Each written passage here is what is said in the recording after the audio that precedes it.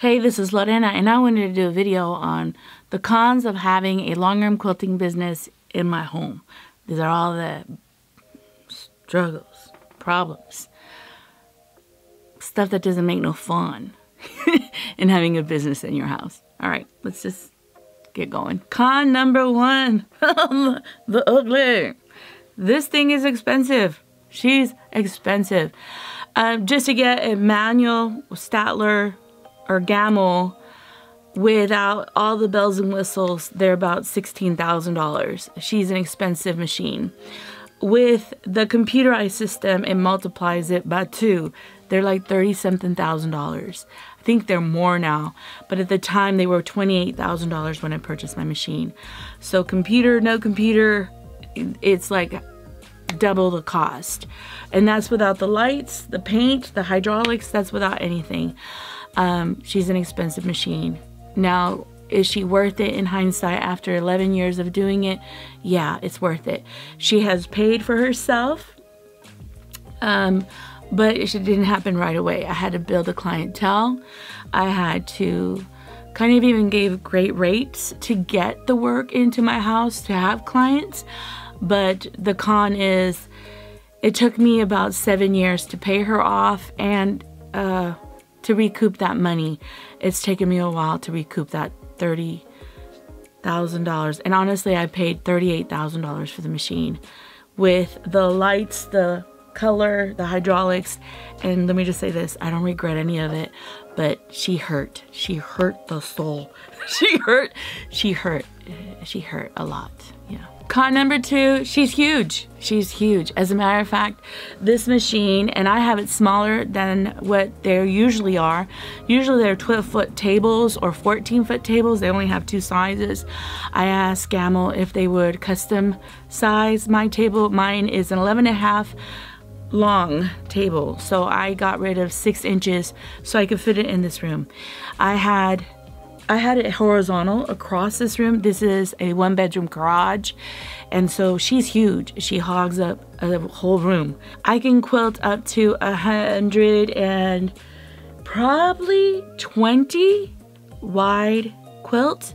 So I could quilt a king, kind of a California king quilt, but the truth is mainly the quilts I quilt are queen, close to king, so my clientele doesn't do California king often. And let me just also share this, to move her, it's a task. To tear the machine down takes probably 4 hours, and to build the machine back up takes 4 hours. So wherever you put this machine, she's in here, and you have to build her in the space that she's going to dwell. I want to tile this room and rework this room, and I can't. Like, it's a struggle in my brain to even consider tearing the machine down because she's so massive. So, con number 2, she's too big. She's bigger. She's big. She's big. If you have a Statler computerized system like I do, the computer upgrade was expensive. So that's a con number 3. Some upgrades can be costly, especially the computerized system. Now let me just share this. When I got the upgrade, I didn't need it. The only reason I wanted the upgrade is because they upgraded the programming, the software. So I wanted to play with newer software. But to be honest, the machine worked the same. I didn't need to do it. The great thing is I found a resource, a lady who did it for me. She did it for $400 and I paid for the computer, and it was $3. So instead of paying $2 grand, the Lord brought me someone who would do it cheaper for me. So your upgrades can be expensive. Now, I really haven't had a lot of repairs on the long arm in the 11 years that I've had. There was a time where I had electricity, you know, like, and I touched the board and it fried the computer brain in the back. That did cost me $600. And that was mainly my only repair. Yeah, that's it. So the computer upgrade was $700 and that cost me $600. So in 11 years, I've paid $1,100, maybe more, $1,300. And yeah, I don't think that's bad for the amount of use I've gotten out of it. It's hard sometimes to find someone because this is a unique kind of skill set for someone to maintenance it. So I've learned to maintenance it as much as I possibly could. I'm really mechanically inclined. So me and my husband put the edge rider wheels, some of the sensors, me and my husband have done it ourselves. And I've cleaned the motor brushes, and I've done videos on those too. So there's a way of you being the mechanic of your own machine. And but I haven't had to call a lot of people to come repair the machine because I figured it out on my own. But it can be expensive. And it hasn't though for me, because rarely have I needed someone to help me fix the machine. It's been rare, maybe twice, maybe 3 times that it's happened. But yeah, it's not bad. You can have some really bad clients. Now, let me be clear. I've only had maybe 3 clients in the 11 years I've been doing this, so it's not as horrible in sight of how many beautiful, wonderful clients I have. But I've had some clients that have been problematic and it cost me. But it's not been horrible. It's come few and far in between. But I've had more of this inconsiderate clients. Because I have a longarm quilting business in my house, they're inconsiderate in not showing up when we make appointments.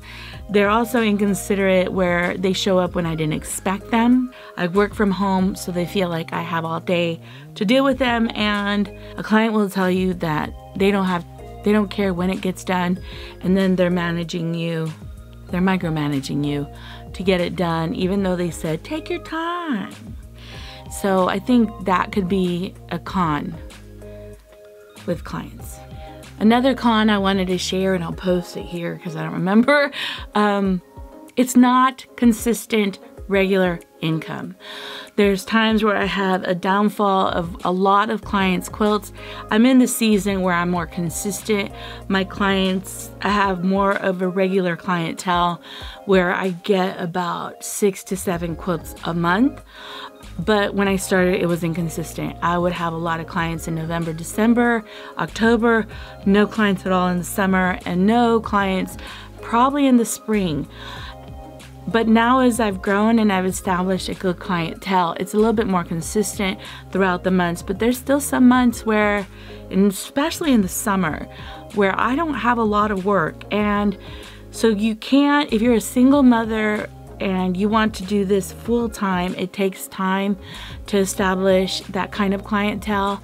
It's not like when you go to your job, you know you're getting paid. So I don't recommend this if you want this to be your sole source of revenue.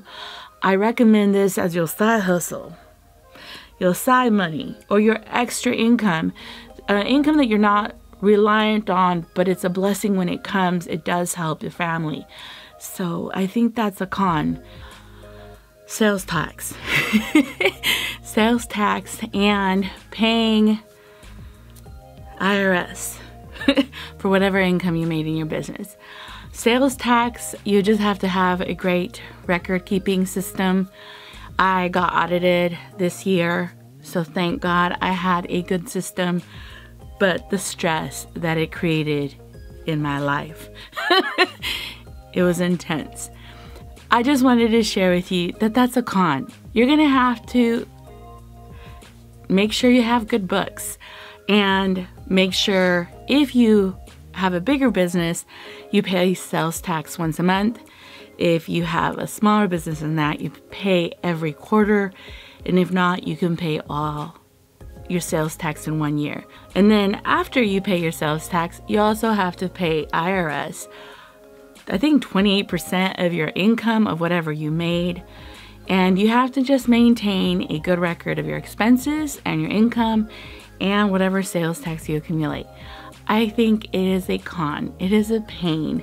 You have to consider that you can be audited, and they're not only looking at your business, they're looking at you. They're looking at your income. They looked at my IRS income paperwork. They looked at my sales tax. They looked at my bank statements. So they can look at you. Anybody who has a small business, you can be randomly selected, so they stated, to audit you. So be mindful. That can be a con. All right, the last con. I never have time to do my own stuff. Yeah. When you're working for other people, they take priority from your own quilts. Some of the benefits is that you get a long arm that you could quilt your own quilts, but as I've gotten busier and I have more clientele, they take priority over my quilts, and some of the quilts I want to do will take more time because I want to custom quilt them. And a lot of times when I'm finished with my clients' quilts, I really don't want to deal with mine. So because it's a business, it's not worth it sometimes to do mine, especially when I'm already tired from a long day. So a big con is you don't get your own quilts done because you're quilting for other people. I also want to leave my children heirlooms, which would be their sweet quilts. So there's that. I'm out of balance there. You know what I mean? That's a big con.